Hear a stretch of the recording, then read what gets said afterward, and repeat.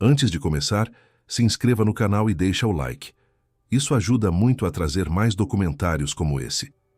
Em julho de 2021, um casal jovem saiu de Nova York numa van branca para uma viagem de 4 meses pelos parques nacionais dos Estados Unidos. Eles documentavam tudo nas redes sociais. As paisagens, as fotos, os sorrisos. Tinham seguidores, tinham planos, tinham noivado. Em setembro do mesmo ano, o rapaz voltou para casa, sozinho, na mesma van, e não disse nada. Quando a família da jovem percebeu que ela havia desaparecido e foi à polícia, o noivo se recusou a falar. Contratou um advogado. Ficou em silêncio. Semanas depois, o corpo dela foi encontrado num parque nacional no Wyoming. Ele fugiu. Depois foi encontrado morto, com uma confissão escrita num caderno ao lado do corpo. Esse é o caso de Gabby Petito, um dos crimes mais acompanhados em tempo real pela internet, e um retrato perturbador de como a violência doméstica pode existir escondida atrás de uma vida aparentemente perfeita nas redes sociais.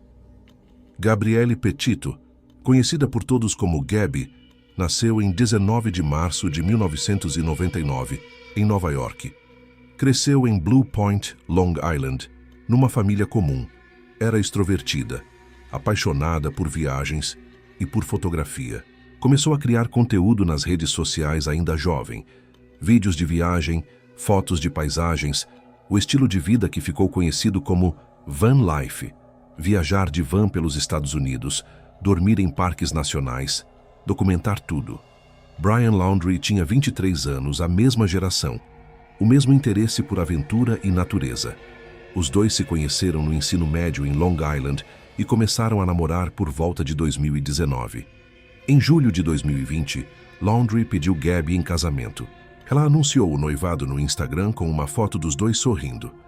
Eles moravam com os pais de Laundrie em Northport, na Flórida, enquanto planejavam a grande viagem.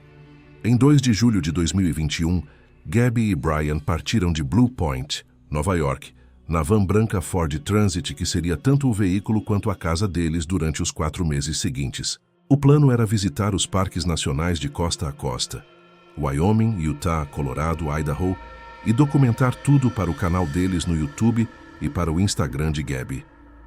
As primeiras semanas da viagem foram postadas normalmente.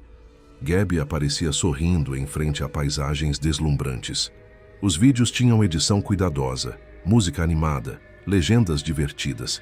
Para quem acompanhava de fora, parecia exatamente o que eles queriam que parecesse. Uma aventura perfeita de um casal apaixonado. Mas em 12 de agosto de 2021, algo aconteceu.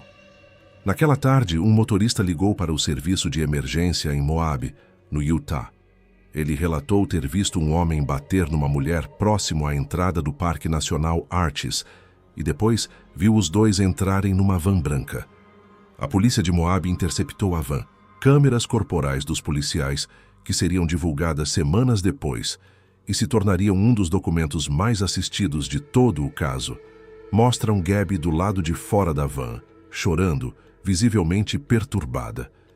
Ela dizia à polícia que havia batido em Brian durante uma briga e que ela era a agressora, não ele. Os policiais separaram o casal por uma noite. Brian ficou num hotel. Gabby ficou na van. Nenhuma prisão foi feita. O incidente foi classificado como uma crise emocional, não como violência doméstica. Essa decisão seria criticada extensamente depois, quando o desfecho do caso se tornou público. As postagens de Gabby continuaram por mais alguns dias. Em 19 de agosto, ela publicou um vídeo no YouTube, o último que ela publicaria. No vídeo, os dois pareciam bem. Ela ria, ele ria. A van estava cheia de equipamentos de camping. Tudo parecia normal. A última vez que Gabby foi vista com vida foi por volta de 27 de agosto de 2021, em Grand Teton, no Wyoming, registrada por câmeras de um restaurante onde o casal almoçou. 2 dias depois, em 29 de agosto, Brian Laundrie estava dirigindo a van de volta para a Flórida, sozinho. Ele chegou em Northport em 1º de setembro de 2021. Entrou na casa dos pais. Não disse nada à família de Gabby. Não ligou para os pais dela. Não postou nada. Durante 10 dias, ninguém do lado de fora sabia que algo havia acontecido. A família de Gabby tentava entrar em contato com ela. Não obtinha resposta. Quando ligavam para Brian, ele não atendia ou mandava mensagens vagas. Os pais de Gabby foram até a polícia em 11 de setembro de 2021, exatamente 20 anos após os ataques de 11 de setembro, para registrar o desaparecimento da filha. O caso foi aberto oficialmente no dia seguinte, 12 de setembro, pelo FBI. Nesse ponto, Brian Laundrie ainda estava em Northport, na casa dos pais. A polícia foi até lá. O advogado da família, contratado antes mesmo do desaparecimento de Gabby ser registrado oficialmente, informou que Brian não responderia perguntas. A internet explodiu. O caso Gabby Petito se tornou, em questão de dias, um fenômeno de mídia sem precedentes. Milhões de pessoas ao redor do mundo acompanhavam as atualizações em tempo real.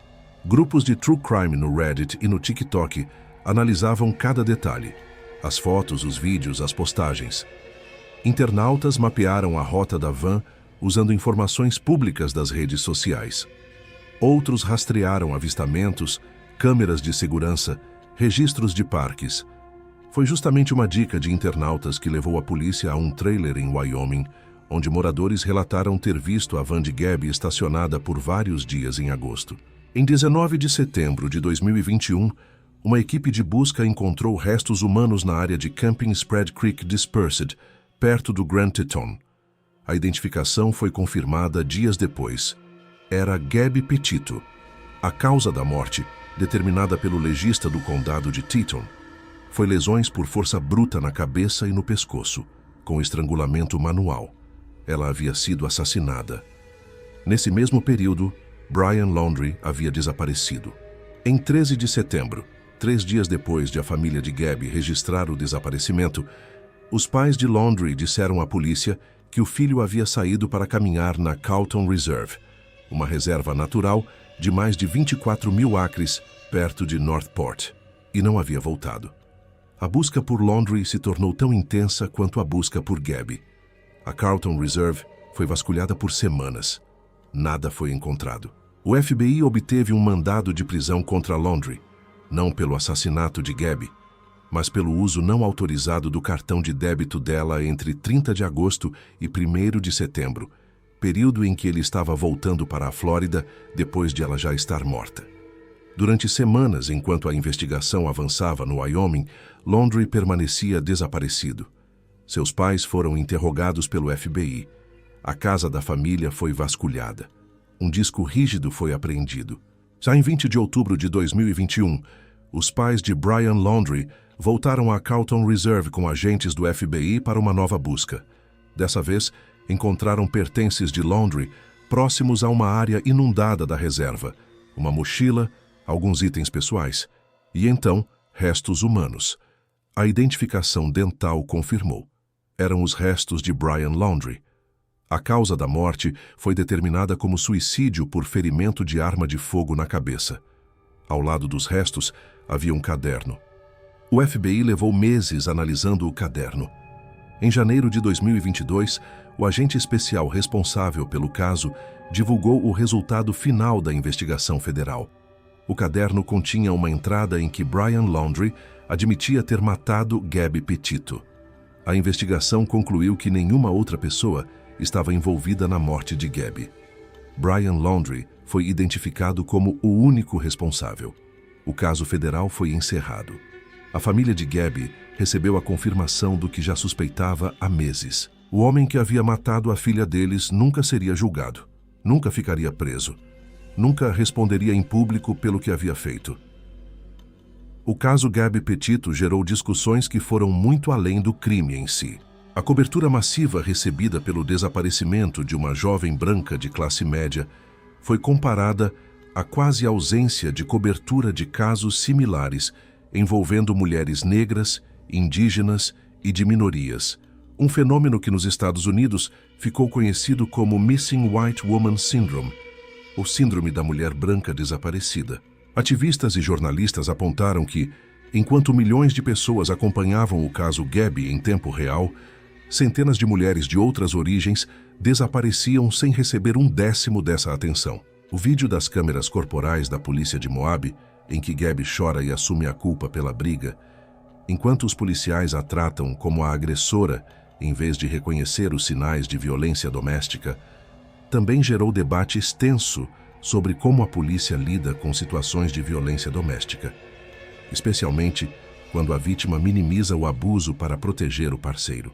Em 2025, a Netflix lançou uma série documental sobre o caso, incluindo mensagens de texto, vídeos e trechos do diário pessoal de Gabi. A série trouxe novos detalhes sobre a dinâmica da relação entre os dois, mostrando que os sinais de controle e violência existiam muito antes da viagem fatal. Gabi Petito tinha 22 anos quando foi assassinada. Ela havia passado os últimos meses de sua vida documentando uma aventura que deveria ser o começo de uma vida juntos e que se tornou, sem que ela soubesse, um arquivo de evidências sobre o que estava realmente acontecendo. Nas fotos, ela sorria. Nos vídeos, ela ria. Nas câmeras da polícia em Moab, ela chorava e dizia que era culpa dela. E em algum ponto entre uma postagem e outra, em agosto de 2021, num parque nacional no Wyoming, ela foi assassinada pelo homem com quem planejava passar o resto da vida. O caso foi encerrado, a investigação concluída. Mas a pergunta que o caso de Gabi Petito deixou para o mundo não é sobre quem foi o culpado, isso já sabemos. É sobre o que todos nós deixamos de ver quando só prestamos atenção nos sorrisos.